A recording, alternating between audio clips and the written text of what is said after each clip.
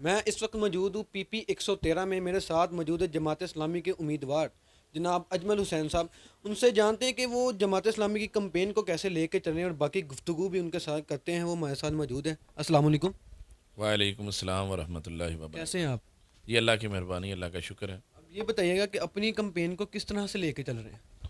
جی اللہ کا شکر ہے. میں اپنی کمپین کو تو میں سمجھتا ہوں یہ 8 فروری کا دن پاکستان میں صرف الیکشن کا دن نہیں ہے، بلکہ اب پاکستان کے عوام کے مقدر کو ڈیسائیڈ کرنے کا دن ہے.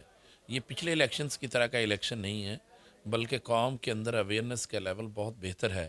اب وہ پاکستان کو واقعتاً ایک بنانا اسٹیٹ بنانے والوں کو بھی سمجھتی ہے، پاکستان کو باقاعدہ لوٹ کے پاکستان کی عوام کے مستقبل کو تاریک کرنے والوں کو بھی عوام سمجھتی ہے.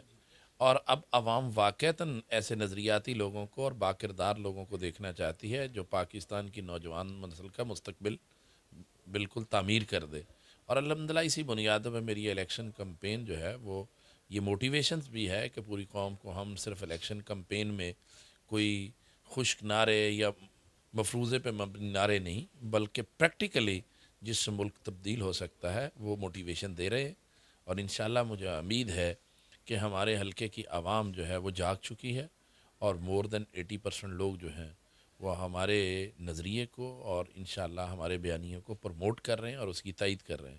تو انشاءاللہ آنے والے دنوں کے اندر انشاءاللہ 8 فروری کو عوام اس حلقے کے اندر نہ صرف الیکشن کا فیصلہ کریں گے بلکہ بالکل ایک انقلابی انداز سے تبدیلی کا آغاز کریں گے. کیا آپ کو لگتا ہے کہ PTI اور نون لیگ کے آپسی رنجشوں کی وجہ سے جماعت اسلامی کتنا کو فائدہ اٹھا رہی ہے؟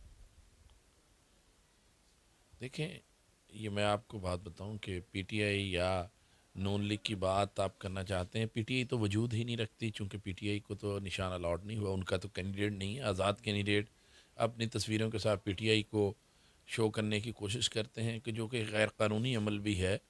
اور وہ تو ایک حقیقت ہے، سب کو پتہ ہے کہ اب پی ٹی آئی جو ہے وہ ایگزسٹ نہیں کرتی. اور الیکشن کمیشن آف پاکستان کے لاز کے مطابق جو بھی آزاد امیدوار ہوگا اس نے ودن 3 days کوئی پارٹی جوائن کرنا ہے. P T I as a party parliament میں موجود ہی نہیں ہوگی، چونکہ جس کا نشان الاٹ نہیں ہوا وہ تو جوائن نہیں کی جا سکتی.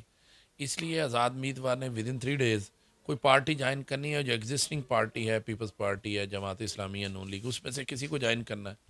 اس لیے میں یہ سمجھتا ہوں کہ لوگ خام خواہ بیچارے نوجوان جو ہے وہ اپنا آزاد امیدوار کو ووٹ دے کے اپنا ووٹ خراب کریں گے اگر کوئی کرے گا. لیکن میرا اپنا خیال ہے قوم باشعور ہے، آزاد امیدوار کو کوئی ریزنیبل آدمی ووٹ نہیں دے گا، اس لیے اسے پتہ ہے میرا ووٹ ضائع چلے جانا ہے.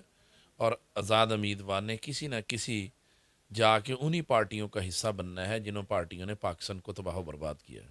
اور یہ بتائیے گا کہ جماعت اسلامی کا منشور کیا ہے؟ کیونکہ ہر کوئی کہہ رہا ہے کہ میں اچھی ایجوکیشن دوں گا، سڑکیں بنا دوں گا، یہ کر دوں گا، لیکن آپ کوئی اس دفعہ کوئی الگ چیز عوام کو دے رہے ہیں؟ دیکھیں یہ بڑی بنیادی سی بات ہے. میں نے الگ بات کیا دینی ہے، لوگوں کا یہ بھی شاید اویئرنیس نہیں ہے. جماعت اسلامی جو ہے وہ بالکل وہی ریاست جو مدینہ کی ریاست نبی کریم صلی اللہ علیہ وسلم بنائی وہی بنانا چاہتی ہے. اس کے مقاصد بھی وہی ہیں اور اس کے وظائف بھی وہی طے کیے ہیں. یعنی یہ بات ہے کہ بالکل کلیئر ہے کہ ہم کسی انسان کو بادشاہ نہیں مانتے، اللہ کو ہی بادشاہ مانتے ہیں اور اس کے قانون کو حرف آخر سمجھتے ہیں. اس میں ایبسولوٹ پار ہم اللہ کی سمجھتے ہیں. ہم تو صرف اس کے نائب کی حیثیت سے سروسز پرووائڈ کریں گے اس قوم کو. اور سیکنڈلی ان سروسز اور وظائف میں کیا آتا ہے، یہ جماعت نمبر 1 کہ ہم پوری قوم کو فری ایجوکیشن دیں گے اور یکساں نظام تعلیم سے دیں گے.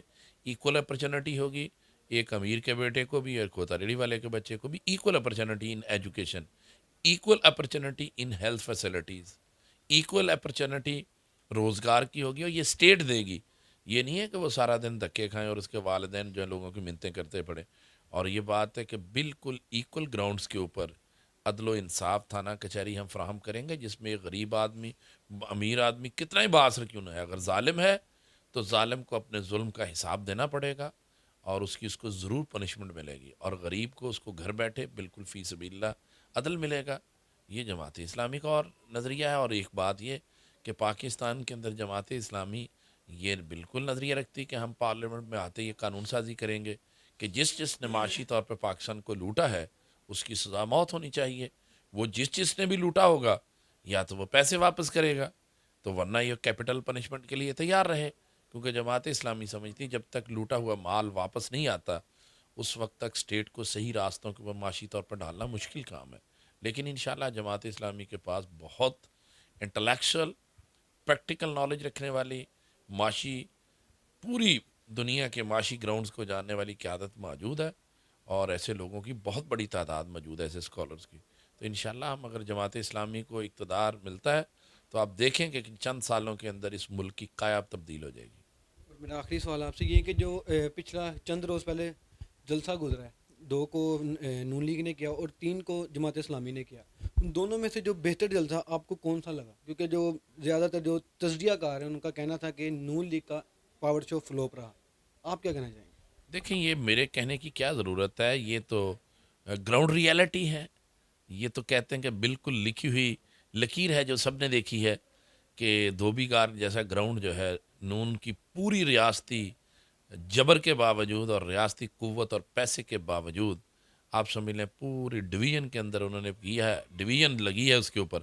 نواز شریف مریم آئے فیصلہ باد ڈویژن سے، لیکن وہ آدھا گراؤنڈ بھی فل کرنے میں ناکام رہے ہیں. اور الحمدللہ آپ نے دیکھا ہے کہ جماعت اسلامی نے صرف فیصلہ آباد شہر کے، اس کے علاوہ فیصلہ آباد ڈسٹرکٹ بھی نہیں ہے، فیصلہ آباد شہر کے 5 قومی اسمبلی کے حلقوں کے لوگوں نے مل کے وہ جلسہ کیا ہے. اور آپ نے دیکھا کھچا کھچ عوام سے پورا دھوبی گارڈ بھر گیا. اور یقیناً نون لیگ کا جو جلسہ تھا اس سے تو 4-5 گنا بڑا جلسہ جماعت اسلامی کا تھا.